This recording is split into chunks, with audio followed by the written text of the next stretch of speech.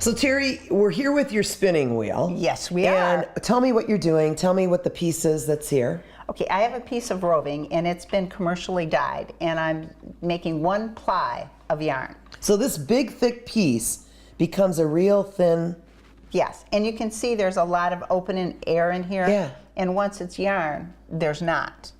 And so there's still some air in there. If I relax it a little bit, it gets a bit wider. Yeah. And right now I'm spinning to the right, which is the proper way. Way back when they were looking for ways to tell whether a woman was a witch or not, if you spun to the left, that was an indication you were a witch. Oh. And so now you spin to the right to spin to create the yarn, and the left to ply it. And as long as you spin in those directions, nobody will accuse you of being a witch.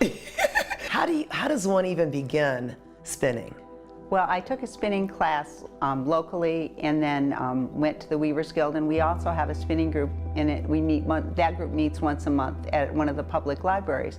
And so if you're a new spinner, you can go there, and there's so many people that will help you perfect your skill, and it's a great way to exchange ideas, find out about materials that are both locally available for shepherds around here, and then where you can buy it online also. Is there a piece that you made that, like, you were just so proud of it when you finally finished it, something that you look at and you just think, wow, I did that? Well, my most recent sweater is a piece I'm very proud of. I spun all the yarn from what we collected together, and then I designed the sweater and I knit it. So it worked out. I feel like I didn't raise the sheep, right? But from there on I did all the work in it, so Yeah. that was really fun. And go ahead, I was going to say, and I also didn't dye the rovings. Yeah. So, because animals don't come in those colors. Right. Now, does this break? Does that ever break when you're doing this? Yes, like that. Yes. And so then I will just lay it off to the side and kind of feather some new strands back into it, and keep going. My fear was on TV it wouldn't come back together, and it didn't come back very well. Let me try one more time. Get up here where it's just a little thicker. I have more strands of wool to work with. Because it's just kind of like becoming one as it's twisting, right? It is, yep. And now nobody will know except that it's recorded on TV that it ever was broken. And you know, I asked you about this because you said that this is wool that came from...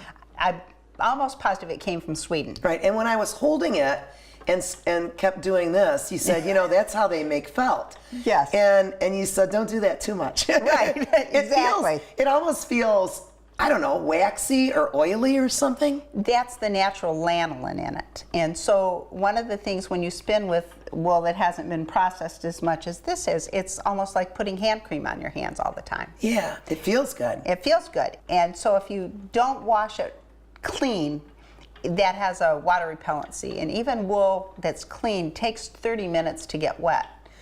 Which would keep the sheep warm when it's raining or snowing, right? But it also keeps us warm if it's raining or snowing. Yes. And I don't know if you're old enough to remember when all the mittens were wool, and then you'd come in from the playground, put them on the heat register, like the radiators, and over the course of the winter, your mittens would keep getting smaller and smaller, and kind of thicker and thicker because the wool in the mitten was actually felting. Yeah, I love the way this smells. Isn't that weird? And I just love the way it feels. Yeah. There's something. Oh, you are like a spinner addictive. in the I know. making. I know. I fear that. So Terri, when you think of spinning, when you thought of spinning, why does it light your fire? Why do you get so excited about it? Well, 2 reasons. One, I enjoy being able to make something, and I really enjoy the community of weavers and spinners that I've gotten to know because of being involved with that. I like hearing what other people are doing, and one of the asides from making things is also it's a tremendously supportive community. And so if there's something going on in your personal life, you have people that are really interested in that. And I have friends that are in their 20s, and one of our members, who I consider a friend, is over 100 years old. Wow. So you have that full range of ages and experiences to share, and I enjoy that. So this is a leader, and this is just cotton yarn. It could be wool. It really doesn't matter, but mine happened to be cotton. And that just kind of keeps them both together. Yep, and so it'll take a minute for it to catch on. Whoops.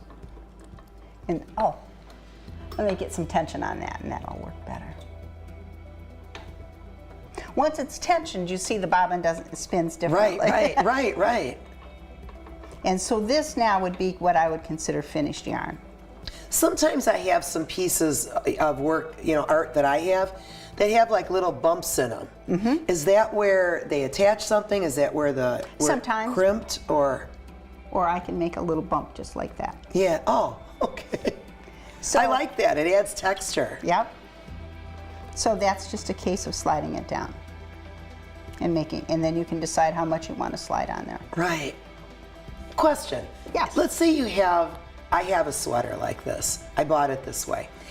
Somebody obviously shrunk the sweater by accident. Mm-hmm. Is there a way that I can never get that? I don't need it to be real loose, but a little looser than what it is? There's a way to get it looser. You may not be able to get it back to the size it had been originally. Yeah. But if you soak it in Epsom salt, a lot of times that will relax it a little bit. And so then you can just kind of reshape it. It's called blocking and pulling it out. And so that you can kind of adjust the sleeve, and if the fronts are kind of cockeyed, you can level them back out. Is there a way to not make it so picky? If you buy a picky sweater, then I suggest that whatever cream rinse you use for your hair, that you put that on the sweater. Like a conditioner? Yes. And so that you're essentially conditioning the wool like you are conditioning your hair. I'm learning so much. Yeah. Well, when you've spun for a long time, this is why the spinning group is so much fun. Everybody has little tips like that you can try. Things, right? Yeah? I bet that 100-year-old lady has a ton of them, right? She does. Support for Kalamazoo Lively Arts is provided by the Irving S. Gilmore Foundation, helping to build and enrich the cultural life of Greater Kalamazoo.